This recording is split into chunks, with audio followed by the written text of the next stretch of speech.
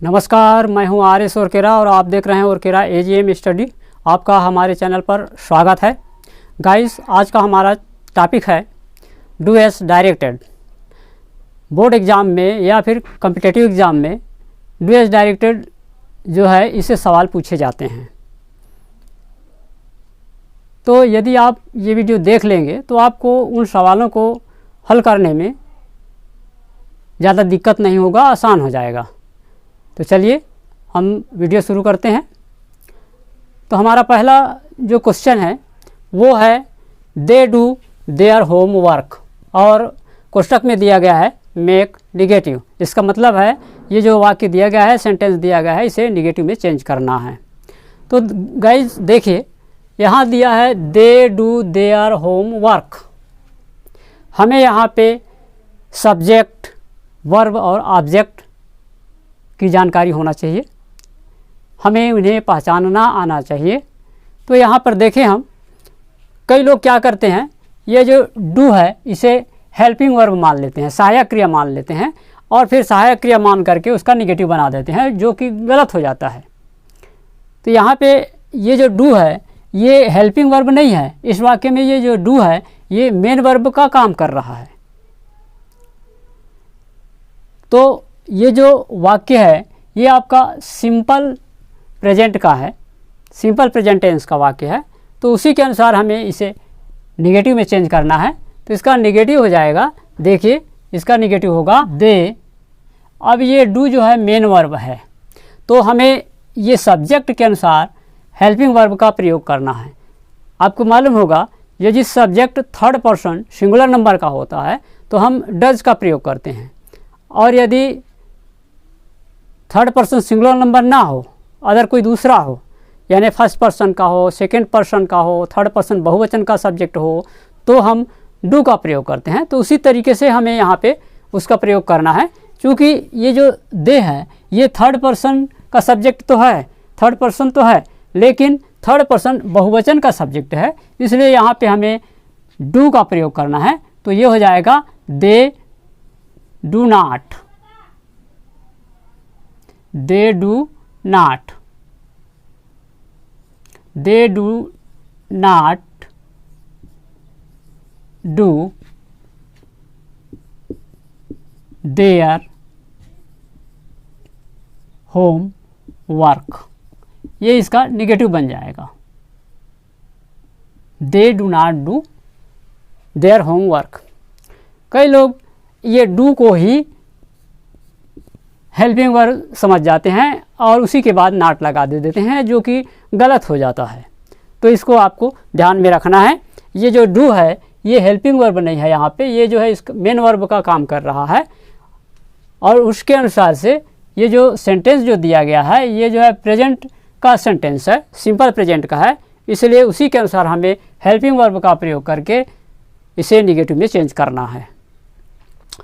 अब आइए दूसरा वाक्य यहाँ पे जो दिया गया है, देखिए दूसरा वाक्य है यहाँ पे I have a car, change into negative. इसे निगेटिव में चेंज करना है। ये दिया है आई हैव अ कार। यहाँ पर देखिए कई लोग इसे भी हेल्पिंग वर्ब मान लेते हैं, सहायक क्रिया मान लेते हैं। यहाँ पे ये जो हैव है ये हेल्पिंग वर्ब नहीं है। इस हैव का मतलब होता है पास रखना, किसी के माने स्वामित्व में होना, अधिकार में होना। आई हैव अ कार, मेरे पास एक कार है, इसका मतलब हुआ कि मेरे पास एक कार है। तो ये जो हैव है, हैव का अर्थ होता है अपने पास रखना। तो ये मेन वर्ब का काम कर रहा है यहाँ पे, ये सहायक क्रिया नहीं है, हेल्पिंग वर्ब नहीं है। तो हमें जब भी इसका निगेटिव बनाना हो तो इस चीज़ को ध्यान में रखना होगा, इस बात को ध्यान में रखना होगा। अब हम इसका निगेटिव में चेंज करेंगे तो ये हो जाएगा आई, सब्जेक्ट जो है फर्स्ट पर्सन का है, आई है, आपको मालूम है आई के साथ डू नॉट लगता है, तो ये हो जाएगा I do not have, I do not have a car. ये इसका निगेटिव हो जाएगा। अब तीसरा जो हमारा क्वेश्चन है वो है ही ईट्स अ मैंगो, और कोष्टक में इसको कहता है एड क्वेश्चन टेग। यहाँ पे हमें क्वेश्चन टैग ऐड करना है। तो इसमें एक बात याद रखना है, क्वेश्चन टैग जब भी हम बनाएं, यदि वाक्य जो है अफर्मेटिव है, सकारात्मक वाक्य है, तो उसका जो क्वेश्चन टैग होता है वो नकारात्मक बनता है, निगेटिव बनता है। और यदि वाक्य जो है निगेटिव है तो उसका क्वेश्चन टैग सकारात्मक बनता है, अफर्मेटिव बनता है। इस बात को हमेशा ध्यान रखिए। देखिए यहाँ पे जो वाक्य दिया गया है, ही ईट्स ए मैंगो, ये वाक्य जो है आपका सकारात्मक वाक्य है, अफर्मेटिव है।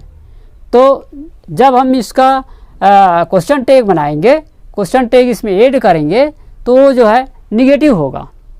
इस बात को आपको ध्यान में रखना है कि जब भी हम किसी अफर्मेटिव सेंटेंस का क्वेश्चन टैग बनाएं तो वो जो है निगेटिव बनेगा, और किसी निगेटिव का क्वेश्चन टैग बनाएं तो वो अफर्मेटिव बनेगा, सकारात्मक बनेगा। इस बात को हमेशा ध्यान में रखना है। तो वाक्य यहाँ पे क्या है, वाक्य है यहाँ पे अफर्मेटिव है, ही ईट्स अ मैंगो।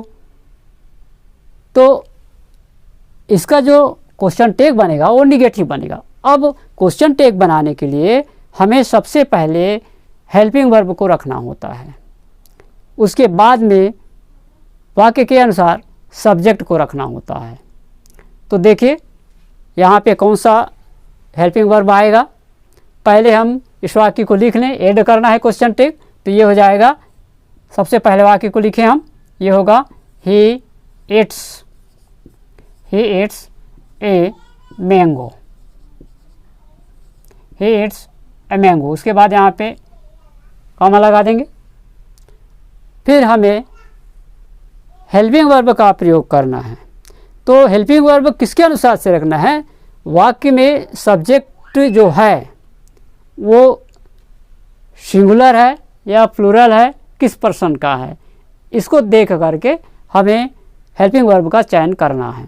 यहाँ पे जो सब्जेक्ट है वो ही है, थर्ड पर्सन सिंगुलर नंबर का है, और जो सेंटेंस है वो सिंपल प्रेजेंट का है, तो हमें उसी का हेल्पिंग वर्ब यहाँ पे चयन करके रखना है, सिंपल प्रेजेंट। तो ये हो जाएगा, यहाँ पे ही थर्ड पर्सन सिंगुलर नंबर है, इसलिए इसके साथ हम डज का प्रयोग करेंगे। डज, हम जानते हैं सिंपल प्रेजेंट का जो हेल्पिंग वर्ब होता है, जब भी हम निगेटिव बनाते हैं या इंटरोगेटिव बनाते हैं तो डू या डज का प्रयोग करते हैं। तो सब्जेक्ट के अनुसार डू या डज लगाते हैं। यदि subject third person singular number का हुआ तो हम डज का प्रयोग करते हैं, और यदि subject first person, second person या फिर थर्ड पर्सन बहुवचन का हुआ तो हम वहाँ पे डू का प्रयोग करते हैं। तो यहाँ ये जो ही है थर्ड पर्सन सिंगुलर नंबर का सब्जेक्ट है, इसलिए हम इसके साथ डज का प्रयोग करेंगे।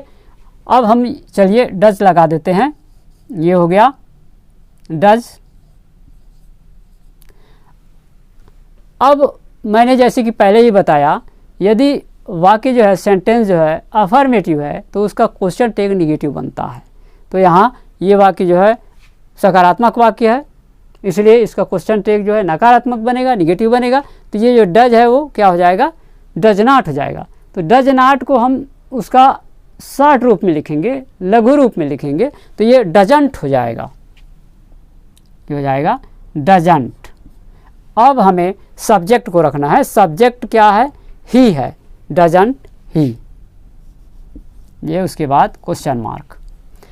तो हमेशा याद रखें, जब भी क्वेश्चन टैग बनाना हो तो पहले आप सेंटेंस को देखें, किस टेंस का वाक्य है वो, उसी के अनुसार हेल्पिंग वर्ब का चयन करें, और सेंटेंस अफर्मेटिव है या निगेटिव है। यदि सेंटेंस निगेटिव है तो क्वेश्चन टैग अफर्मेटिव बनेगा, सकारात्मक बनेगा, और यदि सेंटेंस जो है सकारात्मक है तो क्वेश्चन टैग नकारात्मक बनेगा। तो चलिए आगे चलते हैं। अगला हमारा क्वेश्चन है, if you do not work hard you will fail. Question में लिखा हुआ है, कोष्टक में, रीराइट यूजिंग अनलेस। यहाँ पे अनलेस का प्रयोग करके वाक्य को फिर से लिखना है, अनलेस का प्रयोग करके लिखना है। तो अनलेस का प्रयोग हम कहाँ पे करें, अनलेस का प्रयोग हमें इफ़ के स्थान पर करना है। इफ़ के स्थान पर, इफ़ का मतलब होता है इफ़ माने होता है, इफ़ माने होता है यदि, लेकिन अनलेस में यदि और नहीं दोनों का अर्थ निहित होता है। अनलेस जो है यदि और नहीं दोनों का अर्थ इसमें निहित होता है। इस बात को ध्यान में रखना है। तो जब भी हम इफ़ वाले सेंटेंस को, इफ़ वाले क्लास को अनलेस में चेंज करेंगे तो उसमें से did not, do not, does not जो भी दिया रहेगा उसको हटा देना है। याद रखें, जब भी हम इफ़ वाला क्लास है, इफ़ वाले क्लास को जब भी हम अनलेस लगा करके लिखेंगे, अनलेस में चेंज करके लिखेंगे, तो do not, does not, did not इत्यादि जो दिया रहेगा उसको हमें निकाल देना है, हटा देना है। तो चलिए बनाते हैं। यहाँ पे इफ़ के स्थान पे हमें लगाना है अनलेस, तो हम यहाँ लगा देंगे अनलेस। ये हो जाएगा अनलेस, ये हो गया अनलेस। यू, अब यहाँ पे आ गया डू नॉट, तो हमें इस डू नॉट को हटा देना है, क्योंकि अनलेस में दोनों अर्थ निहित होते हैं। अनलेस में यदि भी होता है और नहीं भी होता है, दोनों अर्थ होता है उसमें, जबकि इफ़ में केवल यदि होता है। तो हम यहाँ पे डू नॉट या डज नॉट जो भी दिया रहेगा उसको निकाल देंगे। अनलेस यू वर्क हार्ड, तो ये वाक्य हो जाएगा अनलेस यू वर्क हार्ड।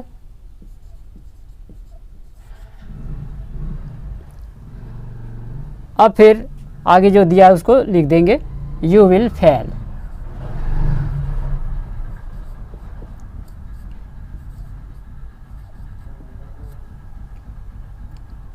इस तरीके से हम क्वेश्चन को सॉल्व कर सकते हैं। अगला क्वेश्चन है he is too weak to walk, और कोष्टक में लिखा हुआ है रीराइट यूजिंग सो दैट का प्रयोग करते हुए सेंटेंस को फिर से लिखो। यहाँ कहता है he is too weak to walk, हमें क्या करना है, इसमें सो दैट का प्रयोग करना है। अब कहाँ कहाँ पे सो दैट का प्रयोग करना है, यहाँ पे आपको दिखाई दे रहा होगा टू और टू, ये जो TOO है इसको टू नहीं टू बोला जाता है। तो टू और टू के बीच में हमें सो दैट का प्रयोग करना है। देखिए ये किस प्रकार से बनेगा, तो ये हो जाएगा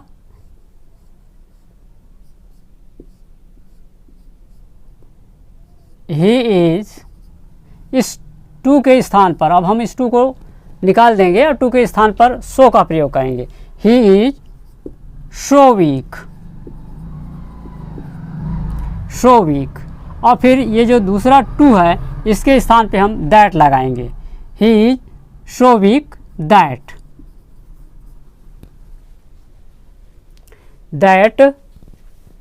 अब इसे हम चेंज करेंगे आगे, that he can not walk. इस तरीके से इसे हम बदल देंगे। देखिए he is too weak to walk, इसका मतलब होता है वह चलने में बहुत कमज़ोर है, वो इतना कमज़ोर है कि वो चल नहीं सकता। उसी को हमें सो दैट लगा करके लिखना है, तो ये बच जाएगा ही इज़ सो वीक, वह इतना कमज़ोर है, वह बहुत कमज़ोर है कि that he can not walk, कि वह चल नहीं सकता है। तो मीनिंग दोनों का चेंज नहीं हुआ और हम उसको सो दैट में बदल दिए। अब अगला प्रश्न जो है हमारे सामने वो है unless you work hard you will not pass. देखिए यहाँ पे ये है unless you work hard you will not pass, और इसे किस तरीके से बदलना है, तो कोष्टक में दिया गया है rewrite the sentence using if in place of unless. Unless के स्थान पर इफ का प्रयोग करते हुए सेंटेंस को, वाक्य को फिर से लिखिए कहता है। तो क्या करना है हमें, यहाँ जो अनलेस लिखा हुआ है, अनलेस के स्थान पर हमें किसका प्रयोग करना है, इफ़ का प्रयोग करना है। पहले क्वेश्चन में हम इफ़ के स्थान पर अनलेस का प्रयोग किए थे, यहाँ पे हम क्या करेंगे, अनलेस की जगह पर इफ़ लगाएंगे और फिर वाक्य को बदल देंगे। फिर से लिखेंगे, तो चलिए बनाते हैं।